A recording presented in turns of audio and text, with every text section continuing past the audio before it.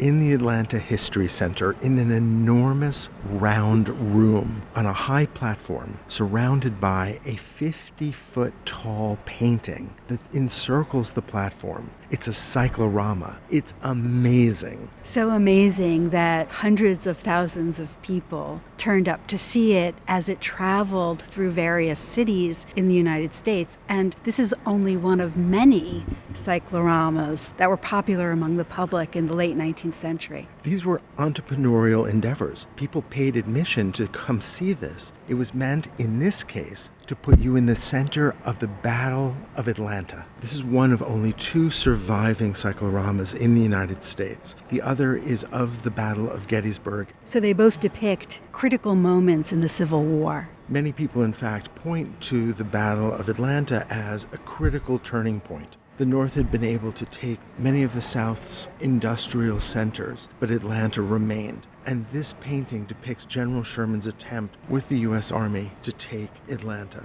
But the moment that's chosen, a very precise moment, 4:45 in the afternoon, is a moment in a day-long battle that could move either way. And it's important to understand that this painting was made by 17 German artists in the northern city of Milwaukee for a northern audience initially. And what's being depicted is the U.S. troops rushing forward to close their lines and to take back the land that had been lost. Ultimately, they would be victorious. At this point, the American public in the North especially is growing tired of the war and the casualties and the expenses. And so a victory at this moment was incredibly important for President Lincoln. Well, he was about to stand for re-election, and he might lose that election if he couldn't certainly point to a quick conclusion to the war. But this battle provided that. As we come up the escalator, the first scene that we're confronted with is the heat of a battle on top of a hill surrounding a brick house. The Red House is immediately surrounded by Confederate troops that had just recently taken it. And you can see why this house is so important, because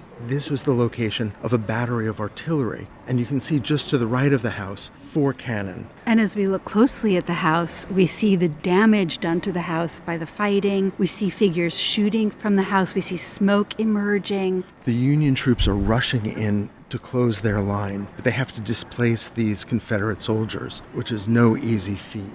And as we pull back and our eye takes more in, we see smoke coming from the horizon all around us. Since the 1930s, the cyclorama has not only included the painting itself, but also figures made of plaster that blend in with the painting beyond. What that does is merge our space with the space of the painting and makes it even more magical and immersive. It is so vivid. Throughout the painting, in every direction, we see bravery and heroism and pain and suffering and wounded figures. You have this over-the-top representation of warfare. This was a commercial enterprise, and the idea was to be as vivid, as emotionally powerful as possible, but also to get every detail right. The German painters came to Atlanta not once but twice in order to ensure their accuracy. They interviewed Confederate soldiers. They went to the site of the battle. In fact, they built a wooden tower that was the height of where we are standing now so that they could get the perspective correct. And if we look to the west, we see the young city of Atlanta. If we look to the east, we can see Stone Mountain. And so these landmarks would have spoken to the veracity of this scene. So much of what we're seeing is taken from a tradition of battle painting that goes back to the 17th century, the 18th century. We can think of images of Napoleon's battles. And so the line between serious, heroic, academic painting and this very popular imagery is coming undone in the 19th century. In the years after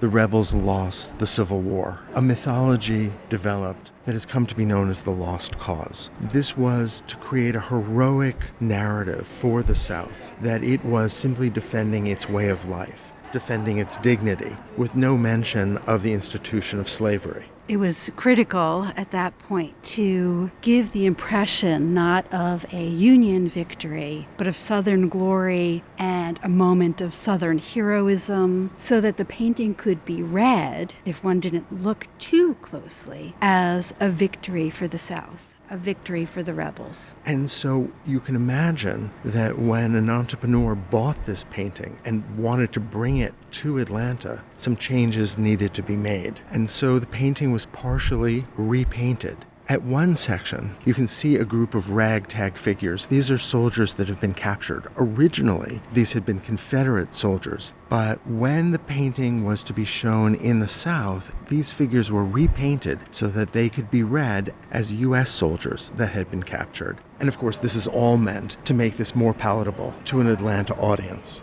There are conspicuous absences in this painting. There is only one black man. There are no women. And so it is a very selective portrayal, and one that some historians have critiqued as being very much a product of a moment in the late 19th century when there was an effort to heroicize both sides and to portray white male brotherhood as more important than the issue of slavery, which was so central to the Civil War.